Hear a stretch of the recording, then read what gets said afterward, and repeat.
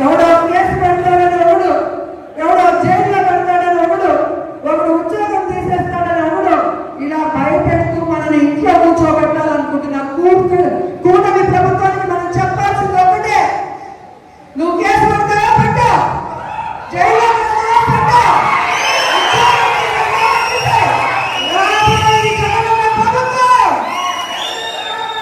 కేసులు పెట్టడానికి విధ్వంసాలు సృష్టించడానికి వడ్డీతో సహా ఇచ్చేస్తాం.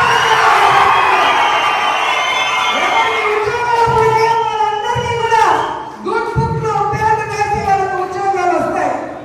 ఎవరైతే ప్రభుత్వంలో ఇబ్బంది పడ్డారో ఆ ఇబ్బందుల నుంచి వాళ్ళకి బయటపడేసి వాళ్ళకి ఫస్ట్ ప్రయారిటీ ఇస్తామని కూడా ఈ సందర్భంగా తెలియజేసుకుంటున్నాం. వీళ్ళకి అహంకారం నడినెత్తి మీదకి వచ్చి కొట్టుకుంటా ఉంది. అహంకారం తీస్తాం, తోలు తీసి కింద కూర్చోబెడతాం. మీకు ఒళ్ళు ఒక్కొక్కళ్ళకి మీకు ఎక్కడెక్కడ ఉన్నాయో తెలియట్లా. మీకు అహంకారాలు పెరిగిపోయినాయి. మీకు ఆధిపత్యపు అహంకారంతో అధికారుల మీద దాడి చేస్తే మిమ్మల్ని ఎలా తీసుకెళ్లాలో, ఎలాంటి శిక్ష పడాలో మీకు ఖచ్చితంగా చేసి పెడతాం. మీకు ఇష్టారాజ్యంగా చేయకండి. అహంకారంతో నడినెత్తి మీద కళ్ళు నెత్తికెక్కాయి. మీకు ఈ ప్రభుత్వం చాలా త్రికరణ శుద్ధిగా అందరం కూర్చొని మేము కలిసికట్టుగా ఉన్నాం. ఇక్కడ ఇది కూటమి ప్రభుత్వం, ఇది వైసీపీ ప్రభుత్వం కాదు. ఇది ఇష్టారాజ్యంగా మీరు చేస్తారంటే కాంబో కూర్చునే ప్రభుత్వం కాదు. మీకు ఎలా చేస్తే, ఎలా నియంత్రిస్తే మీకు కిందకు వస్తారో మేము చేస్తాం. మీరు గాల్లో విహరిస్తూ ఉన్నారు. 11 సీట్లు వచ్చిన ఇంకా గాల్లో విహరిస్తున్నారు. మొత్తం మీకు ఎలా కిందకి దించాలో మాకు బాగా తెలుసు. చేసి చూపిస్తాం.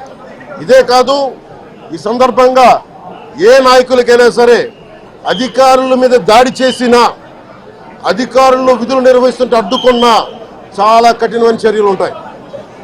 ఈరోజు నేను వచ్చి ఇక్కడ ఎందుకు వచ్చాను జవహర్ బాబు గారి దగ్గరికి అంటే, ఆయన ఒక ఎస్సీ ఎస్టీ కులానికి సంబంధించిన వ్యక్తినో వీటి గురించి అని కాదు.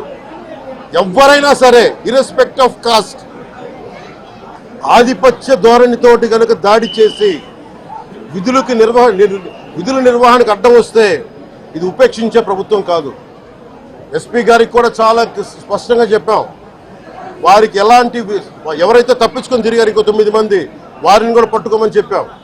వారికి తగిన విధంగా కౌన్సిలింగ్ చేయాలి, అలాగే కఠినమైన శిక్షలు పడాలి. మీరు లాయర్లు అయి ఉండొచ్చు గతంలో, మీ చట్టాలు కానీ, మీ గతంలో మీ అధికారాలు కానీ ఏవి మిమ్మల్ని రక్షించలేదు. మీరు గుర్తుపెట్టుకోండి.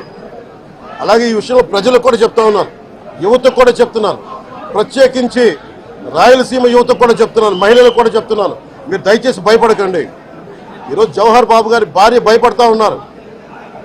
మీరు మాట్లాడితే కూర్చొని వాళ్ళ నాయకుడు కూడా మీరు కూర్చొని ముందు ఇవి కరెక్ట్ చేయండి, ఇలాంటివి కరెక్ట్ చేయండి, మీ పార్టీ వర్గాలను మీరు నియంత్రించుకోండి.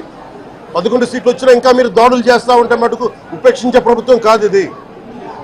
అలాగే ముఖ్యంగా రాయలసీమ యువతకు చెప్తున్నాను, ఇలాంటి తప్పులు జరిగినప్పుడు, ఆధిపత్య అహంకారంతో దాడులు చేస్తున్నప్పుడు నిజంగా మీరు ఎదుర్కోండి. మేము అండగా ఉన్నాం మీకు. నాయకులకు కూడా భయపడకుండా మీరు ఎదుర్కోండి, నిలువరించండి వీళ్ళని. భయపడకండి. మీరు ఇలా భయపడే ఈ రోజున ఒక ఎస్సీ అధికారి జవహర్ బాబు గారి మీద దాడి చేసి కులం పేరుతో దూషించారు. అన్ని రకాలు నువ్వు ఎలా తిరుగుతావో చెప్పి దూషించారు. నువ్వు వెళ్ళి రిటైర్ అని నేను చంపేస్తావని చెప్పి బెదిరిస్తూ ఉన్నారు. ఇవన్నీ సాక్కూడదంటే కేవలం ఇది పోలీసు ప్రభుత్వాలే కాదు, దీనికి ప్రజలు కూడా దీనికి స్పందించాలి. ఓట్లేసి మన పని అయిపోయిందంటే కాదు, ఇలాంటి వాటికి మీరు బయటకు వచ్చి మాట్లాడాలి. భవిష్యత్తులో ఇలాంటి నాయకులు మళ్ళీ ఎన్నికల్లో పాల్గొనాలంటే కూడా వాళ్ళకి భయం రావాలి. మీరు ఆ స్థితిలో ప్రజలు కూడా దీన్ని అప్రమత్తంగా మీరు కూడా దీనికి బాధ్యత వహించండి. మీ ప్రభుత్వం మీకు అండగా ఉంటుంది. అలాగే జవహర్ బాబు గారి భార్య ఒకటే భయపడుతూ ఉన్నారు, అయ్యా మేము నిస్సహాయతలో ఉండేవాళ్ళం, మేము ఎస్సీ మాల కులానికి చెందిన వాళ్ళం, మాకు భయాలు వేస్తున్నాయి, మాకు ఎవరు లేరు మాకు అండగా ఉంటే వాళ్ళకి ఇదే చెప్తున్నాను. మేము భరోసా ఇస్తున్నాం. పక్కనే కలెక్టర్ గారు ఉన్నారు, ఎస్పీ గారు ఉన్నారు, ఎమ్మెల్యే గారు ఉన్నారు, మిగతా జిల్లా సంబంధించిన నాయకులందరూ, ఎమ్మెల్యేస్ ఉన్నారు, నాయకులు ఉన్నారు. మేము అందరి తరఫున మాటిస్తున్నాం. మీకు ఏ మాత్రం ప్రాణ భద్రతకి ఏమైనా ముప్పు కలిగినా మేమందరం మీకు అండగా ఉంటాం, కఠినమైన శిక్షలు తీసుకుంటాం మీకు భరోసా ఇవ్వడం జరిగింది వాళ్ళు. అలాగే డాక్టర్స్ని అడిగాను, వాళ్ళు చాలా లోపల కొట్టేశారు మొత్తం. ఆయన బాగలేదు, ఆరోగ్యం బాగలేదు. అన్నిటికంటే కూడా ఒక ఎంపీడీఓ అంటే ఒక మండలానికి ఉన్నతాధికారి, ఆయన ఒక ఎస్పీ, ఆయన ఆ మండలానికి ఆయన ఒక కలెక్టర్ స్థాయి వ్యక్తి. అలాంటి వ్యక్తిని కూర్చొని దుర్భాషలాడుతూ బూతులు తిడుతూ కులం పేరు మీద దూషిస్తూ ఇది కూర్చోబెట్టి ఇది ఒక పరిపాటి అయిపోయింది. ఇది ఇక్కడతో ఆగాలి. ముఖ్యంగా రాయలసీమ ఎక్కడైతే ఉందో మీకు ఇలాంటి ఆధిపత్యపు ధోరణి ఉందో దీన్ని అందరూ సమిష్టిగా ఎదురు తిరగాలని మనస్ఫూర్తిగా నేను ఆకాంక్షిస్తున్నాను.